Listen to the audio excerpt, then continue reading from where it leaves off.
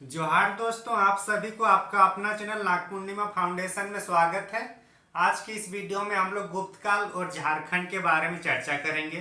तो गुप्तकाल जैसे कि हम लोग इसके पहले वाले वीडियो में जो पढ़ रहे थे कि जो जैसे मौर्यकाल आया, तो मौर्यकाल के बारे में थोड़ा संक्षेप में चर्चा की। उसके बाद हम लोग झारखंड के संदर्भ में देखें, तो वही चीज आज भी हम लोग करेंगे। पहले गुप्तकाल से संबंधित कुछ जानकारी प्राप्त कर लेंगे और उसके बाद हम लोग झारखंड के संदर्भ में पढ़ने का या समझने का प्रयास करेंगे। तो चलिए हम लोग चलते हैं।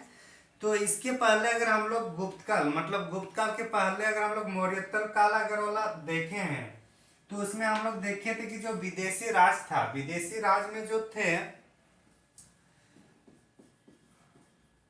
विदेशी राज में क्या था, विदेशी राज में कौन कौन सा है। सबसे पहला है इंडो ग्रीक, इंडो ग्रीक आया ना, इसमें मिनांदर थे। उसके बाद शक आया और उसके बाद आया था कुषाण। यही तीन वंश था जो मौर्योत्तर काल में आया था, जो हम लोग कल चर्चा किए थे। तो जो गुप्त वंश जो आता है, गुप्त वंश जो है वो इसके सामंत थे। किसके? कुषाण के सामंत थे। कुषाण के सामंत कौन लोग थे? गुप्त लोग। और गुप्त का जो सिरगुप्त था, उन्होंने फिर कुषाण वंश को हटाकर अपना गुप्त वंश शुरू कर देते श्रीगुप्त। तो हम लोग विदेशी राज में देख लिए इंडो ग्रीक शक। कुषाण में जो कुषाण का जो मतलब जो महत्वपूर्ण शासक में जो था कुषाण का कनिष्क, कनिष्क ने शक वंश मतलब कनिष्क ने शक संवत की शुरुआत की थी। किसने? कनिष्क ने 78 ईसु पूर्व, ईसु में 78 ईसु में, यही था ना शक संवत। आगे हम लोग आज चर्चा करेंगे श्रीगुप्त के बारे में, मतलब गुप्त वंश के बारे में। इसके बारे में हम लोग चर्चा करेंगे। तो चलिए हम लोग चर्चा करते हैं सीधे गुप्त। ये समझ में आ गया ना कि विदेशी जो राज थे इंडो ग्रीक, शक और कुषाण, और कुषाण का सामंत कौन थे? गुप्त, श्रीगुप्त थे। और श्रीगुप्त ने फिर गुप्त वंश की स्थापना करता है। तो हम लोग अभी चर्चा करेंगे गुप्त काल का जो संस्थापक है। गुप्त काल का जो संस्थापक नाम क्या है? गुप्त काल। गुप्त काल हम लोग का 319 से लेकर 550 एडी तक था। 319 से लेकर 550 तक था। ठीक, तो जो गुप्त काल है, गुप्त काल जो है, इसमें गुप्त काल का ये संस्थापक कौन है? संस्थापक श्रीगुप्त। और उसके बाद उनका बेटा, ये कौन है? उसका बेटा घटोत्कच। तो दोनों मिलके लगभग दोनों मिलके 319 से लेकर 320 ईस्वी तक, मतलब 319 320 में, मतलब दोनों मिलके एक साल तक ये लोग कामकाज किए हैं, शासन व्यवस्था को चलाए। कौन से शासन को? गुप्त काल को शुरुआत किए हैं। उसके बाद फिर चंद्रगुप्त मौर्य शासन बनता है। थर्ड वाला जो बनता है, थर्ड शासक जो है इसका गुप्त काल का, वो कौन है? चंद्रगुप्त। और चंद्रगुप्त जो है वो लिच्छवी कुमारी जो राजकुमारी थे, वहां पे उनको शादी करती है राजकुमारी से, और कुमार देवी उनका नाम है। और उनसे जो बेटा मतलब पुत्र होता है वो होता है समुद्रगुप्त। कौन? समुद्रगुप्त। तो हम लोग अब चर्चा करेंगे थोड़ा चंद्रगुप्त प्रथम के बारे में। चंद्रगुप्त प्रथम जो है, चंद्रगुप्त प्रथम जो है वो शादी विवाह करके मतलब अपना राजपाट को विस्तार कर रहा था। और उसके बाद जो समुद्रगुप्त था उनका बेटा। अच्छा, चंद्रगुप्त जो प्रथम है, ये महाराजा धीराज की उपाधि लेती है। महाराजा धीराज, महाराजा धीराज की उपाधि चंद्रगुप्त मौर्य, चंद्रगुप्त प्रथम और समुद्रगुप्त दोनों बाप बेटे मिलकर महाराज धीराज की उपाधि लिए थे। समुद्रगुप्त को हम लोग को पढ़ना है झारखंड के संदर्भ में। किसको? समुद्रगुप्त को। इसके पहले हम लोग एक दो दिन पहले की वीडियो में हम लोग बात किए थे कि जो समुद्रगुप्त है इसको भारत का नेपोलियन माना जाता है। और कौन कहा था? स्मिथ, जो इतिहासकार स्मिथ है, उन्होंने समुद्रगुप्त को भारत का नेपोलियन कहा गया। ऐसा इसलिए कहा गया समुद्रगुप्त को भारत का नेपोलियन इसलिए कहा जाता है क्योंकि जो नेपोलियन था वो भी उसको जाना जाता है उसके लड़ाई के लिए। लेकिन नेपोलियन नेपोलियन का जो अंत हुआ वह या उसका पतन हुआ वो युद्ध में हारने के कारण हुआ। लेकिन समुद्रगुप्त एक भी युद्ध में हारे नहीं है, इसलिए इसका नाम मतलब भारत का नेपोलियन के रूप में जाना जाता है समुद्रगुप्त को। समुद्रगुप्त जब युद्ध करने निकले तो उनका जो क्षेत्रों को जिस क्षेत्रों को जीत रहे थे, जिस क्षेत्रों को विजय हो रहे थे, वहां पे उसने कुछ नीति लगाती थी और उस नीति के तहत उस राजपाट के बारे में चर्चा करती थी कि उनको मतलब गुप्त वंश में शामिल करें या गुप्त वंश में शामिल ना करें या फिर वहां से टैक्स ले। तो इस तरह से उनकी 5 नीति थी और उन 5 नीति में एक नीति झारखंड से संबंधित है, इसलिए हमारे लिए इंपॉर्टेंट हो जाता है। तो समुद्रगुप्त की अगर देखा जाए तो समुद्रगुप्त की अच्छा झारखंड में आ जाएंगे, उसके पहले एक बार संक्षेप में इसका भी चर्चा कर लेते हैं। चंद्रगुप्त द्वितीय कौन थे? चंद्रगुप्त द्वितीय जो है ये समुद्रगुप्त के बेटे होते हैं और इन्होंने भी कन्नौज से लेकर पश्चिम बंगाल तक मतलब अपना क्षेत्र विस्तार करता है। तो उसी क्रम में झारखंड भी आ जाता है। उसके बाद कुमारगुप्त को जाना जाता है किस लिए? नालंदा विश्वविद्यालय की स्थापना करने के लिए। और उसके बाद भानुगुप्त का एरन अभिलेख हम लोग चर्चा किए हैं कभी कि जो एरन अभिलेख में सबसे पहले सती प्रथा का साक्ष्य मिलता है, वही एरन अभिलेख किससे संबंधित है? भानुगुप्त। तो अभी हम लोग चर्चा करेंगे जो झारखंड के दृष्टिकोण से जो इम्पोर्टेंट है वो 2 ही है। कौन कौन सा झारखंड के दृष्टिकोण से इम्पोर्टेंट है हम लोग के लिए? ये वाला, ये दोनों, समुद्रगुप्त और चंद्रगुप्त, यही हम लोग का झारखंड से संबंधित है। तो हम लोग का इम्पोर्टेंट यहीं पे हो जाएगा। वैसे हम लोग जो इम्पोर्टेंट है उसके बारे में थोड़ा वो देख लिए जीएस के संदर्भ में। अब हम लोग समुद्रगुप्त और चंद्रगुप्त के बारे में अभी हम लोग चर्चा करेंगे अच्छा से, जो झारखंड की जेपीएससी या जेएसएससी के दृष्टिकोण से महत्वपूर्ण है। तो समुद्रगुप्त इसका जो कालखंड होता है इसको एक बार हम लोग देख ले तो अच्छा रहेगा।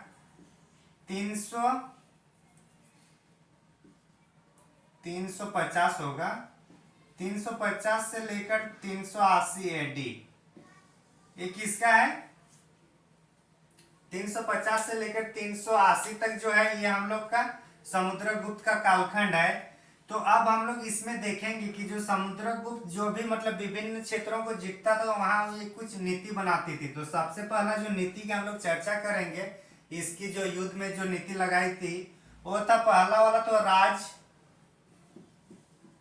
राजप्रोसोभद्रन की नीति।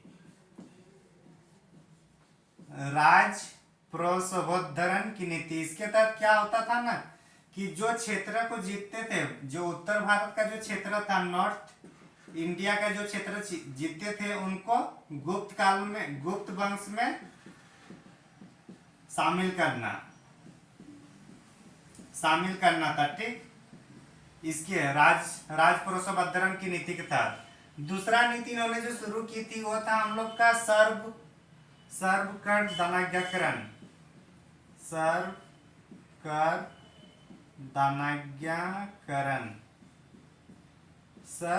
धनाज्ञाकरण की नीति। सर्वकर धनाज्ञाकरण की नीति, इसके तहत क्या होता था, जिस क्षेत्र को जीतते थे वहां से सर्वकर धनाज्ञाकरण, इसका मतलब देखिए यहाँ पे सर्वकर धनाज्ञाकरण की जो नीति है इसमें कर की बात कर रहा है। तो ये कर, उससे टैक्स लेते थे, ये समझ में आ गया। दूसरा पहला था राजप्रोसोभद्रन की नीति में गुप्त वंश में उस क्षेत्र को शामिल किया जाता था जिसको जीतते थे। तीसरा वाला जो पॉइंट आएगा वो आएगा हम लोग का जो झारखंड से संबंधित था वो आएगा, उसको हम लोग अभी चर्चा करेंगे तीसरा वाला पॉइंट में। तो उसको हम लोग बोलेंगे अब परिचारिकीकृत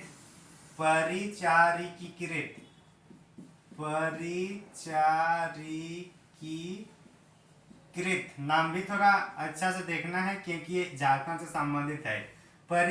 परिचारिकीकृत की नीति, ये किससे संबंधित है? ये आठवीं जनजाति से संबंधित है, आठवीं क्षेत्रों में, आठवीं क्षेत्रों में था। और आठवीं क्षेत्र कौन सा है? अभी हम लोग का झारखंड वाला जो क्षेत्र है उसी को आठवीं क्षेत्र कहा गया।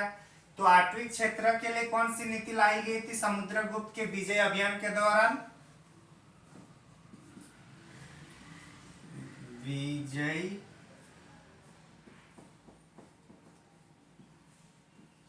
विजय अभियान,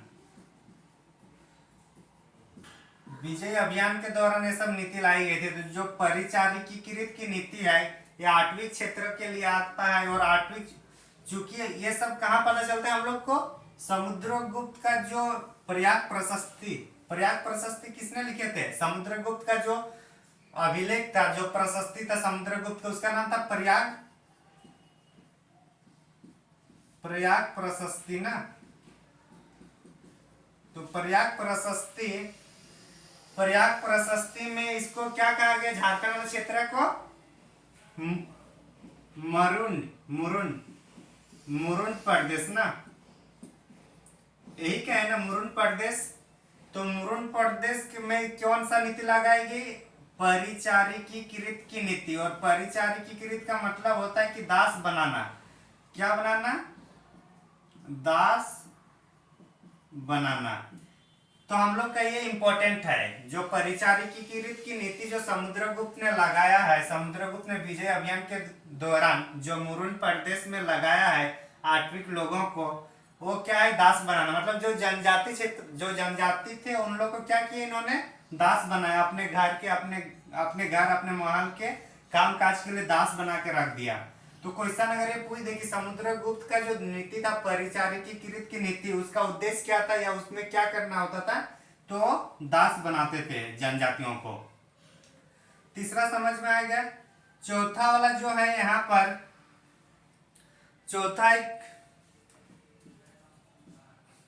कन्या उपयन, नाम भी अजीब अजीब है, कन्यापायन की नीति। कन्यापायन की नीति में इसके तहत जो विदेशी शासक थे, जो विदेशी शासक जो मतलब जो भारत में थे, जो समुद्रगुप्त के एरिया थे और उनको जो जीता, कौन? समुद्रगुप्त ने जिन जिन भी विदेशी शासकों को जीता वहां पे ये कन्यापायन की नीति लागू की। इसके तहत जो विदेशी शासक थे उनके बेटी को इनके सगे संबंधी के साथ शादी करना था, शादी के में रिश्ते में लाना था, वही है कन्यापायन की नीति। और जो अंतिम रूप से जो था इनका नीति होता, जो दक्षिण भारत में जो 12 राजाओं को पराजित करके जो आया था वो था ग्रहण मोक्षानुग्रह। ग्रहण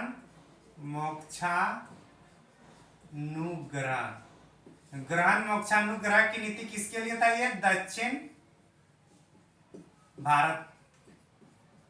दक्षिण भारत में जो 12 शासकों को पराजित किया था समुद्रगुप्त ने, तो लोग के लिए ग्रहण मोक्षानुग्रह की नीति का ग्रहण किया था। इसके तहत जो इसको स्क्रीन, अच्छा उसको पहले समझा लेते हैं। जो ग्रहण मोक्षानुग्रह की नीति है, इसके तहत, ग्रहण मोक्षानुग्रह की नीति के तहत समुद्रगुप्त जो दक्षिण भारत में 12 राज्यों को पराजित किया, वहां से धन दौलत जो भी मिला वो ले लिया अपने तरफ से, और जो वहां का राजपाट था वो वहीं के शासकों को छोड़ दिया। मतलब जीतने के बाद वहां के धन संपदा जितना था वो अपने यहाँ ले लिया, गुप्त काल में अपना शामिल कर लिया, लेकिन जो राजपाट करने का जो था वो उन्हीं लोग को छोड़ दिया था।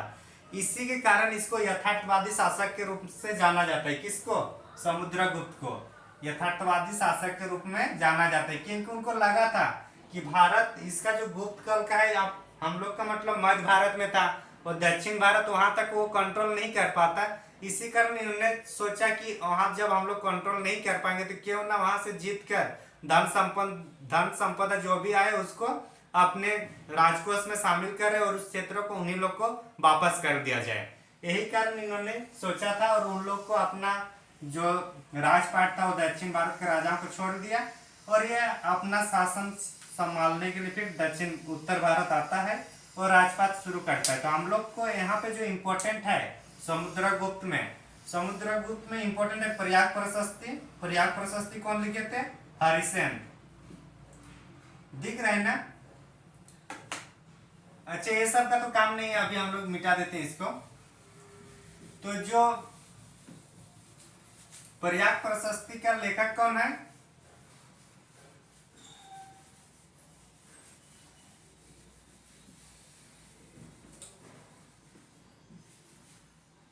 प्रयाग प्रशस्ति जो है इसका लेखक कौन है? हरिसेन।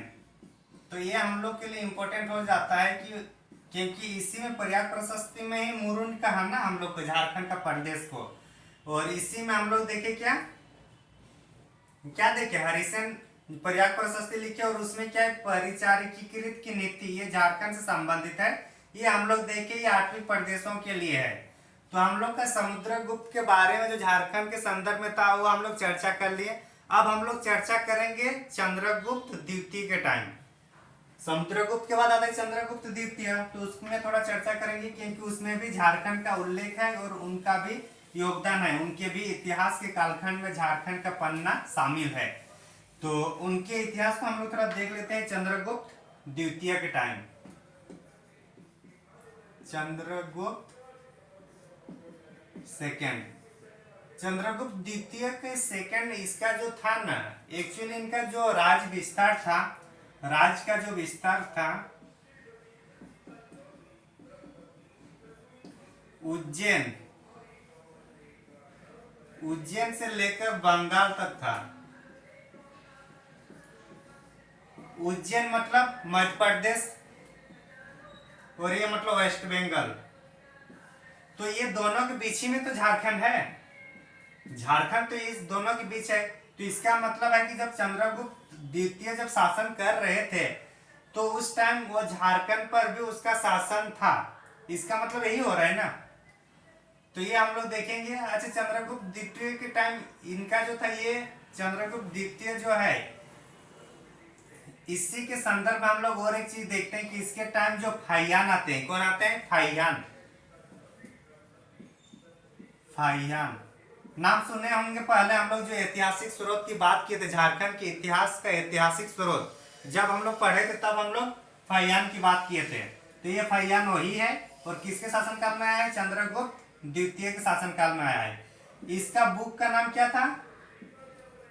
फो को क्वी, यही था ना, फोको क्वी, इसी का बुक का नाम है ना। तो ये समझ में आ गया। और फाइयान में झारखंड प्रदेश को क्या कहा है ये आप लोग कमेंट सेक्शन में जरूर लिख के बताइए। तो हम लोग अभी चर्चा कर रहे थे चंद्रगुप्त द्वितीय के टाइम में, और चंद्रगुप्त द्वितीय में फाइयान आया था, तो ये हम लोग का इम्पोर्टेंट है।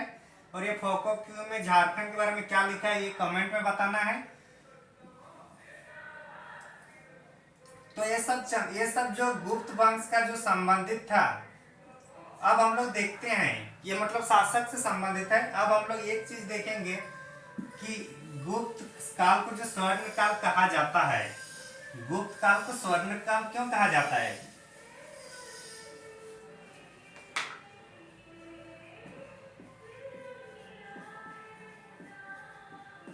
गुप्त काल को क्या कहा जाता है? स्वर्ण काल कहा जाता है ना।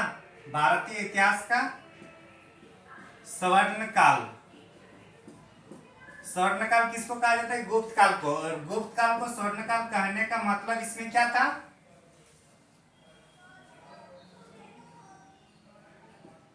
गुप्त काल को स्वर्ण काल कहा जाता था और इसका मतलब इसमें क्या था? साहित्यिक था, साहित्यों का विकास हुआ था, वैज्ञानिक दृष्टिकोण आया था,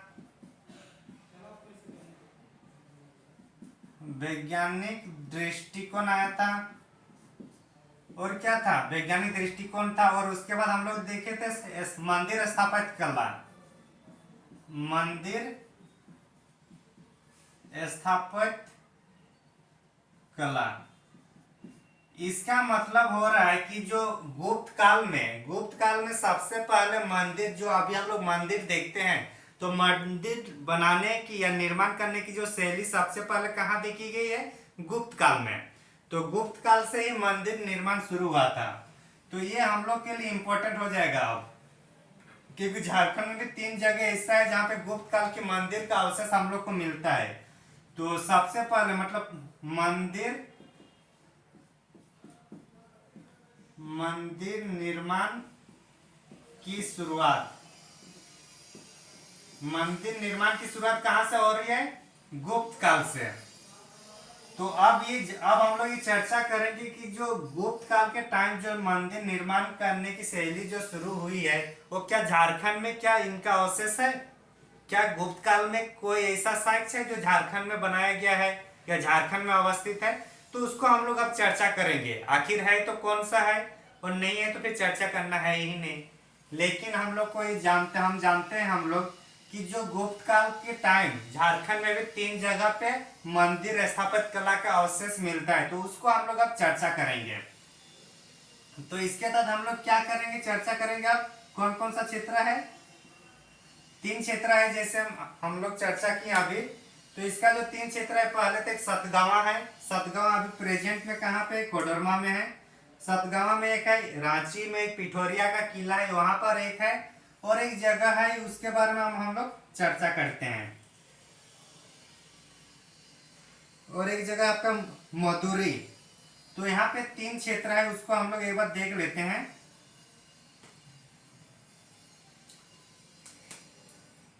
पहला मधुरी। मधुरी, और इसका कहीं कहीं मधुरा पहाड़ी भी बोला जाता है। मधुरा पहाड़ी। यहाँ पे भी मतलब गुप्त काल का हम लोग को साक्ष्य मिल रहा है, और किस रूप में मिल रहा है? यहाँ पत्थर को काटकर, इसमें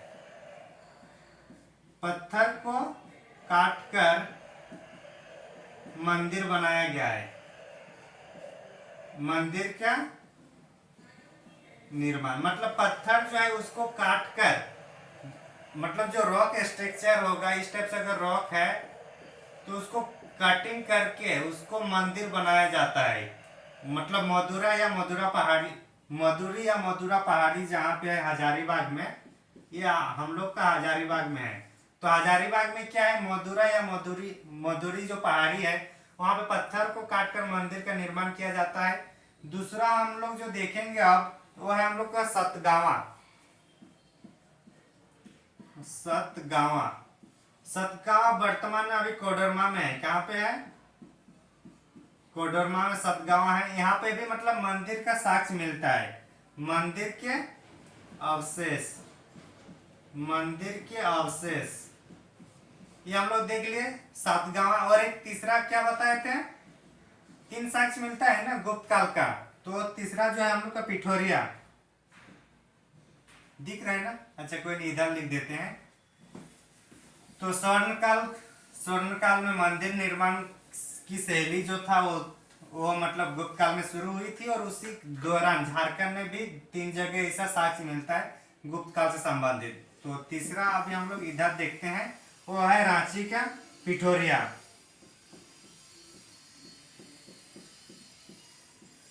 ये कहाँ है? रांची का पिठोरिया।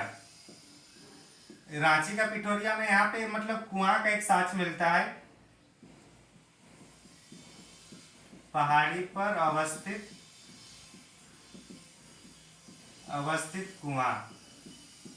ये पहाड़ मतलब ये जो कुआं बनाया गया है पिठोरिया में, जो रांची में, ये कब का है? गुप्त काल का है। तो हम लोग जो मेनली हम लोग को जो पढ़ना था आज, वो था गुप्त काल से संबंधित जो समुद्रगुप्त का जो परिचारिकीकृत की नीति के तहत जो झारखंड के 8वीं क्षेत्रों को 8वीं लोगों को दास बनाया गया, तो वो पढ़ना था। दूसरा पढ़ना था हम लोग को जो चंद्रगुप्त द्वितीय के टाइम जो मतलब फाहियान आए थे, उनके फोको की में क्या कहा, उसको एक बार पढ़ना था। और हम लोग को जो चूंकि जो निर्माण शैली मतलब मंदिर स्थापित कला की जो निर्माण शैली शुरू होती है गुप्त काल में, तो गुप्त काल में अगर साक्ष्य है जो झारखंड में अवस्थित है, तो उसके बारे में हम लोग को पढ़ना था। तो हम लोग आज पढ़ लिए मधुरी पहाड़ी हजारीबाग में, फिर सतगावा कोडरमा में है, और फिर पिठोरिया। तो आज के इस वीडियो में हम लोग गुप्त काल से संबंधित जानकारी, झारखंड के परीक्षा के दृष्टिकोण से महत्वपूर्ण जो टॉपिक है उसको हम लोग कंप्लीट किए। आगे वाले जो टॉपिक है उसमें हम लोग गुप्तोत्तर काल के बारे में चर्चा करेंगे। तो थैंक यू फॉर वॉचिंग।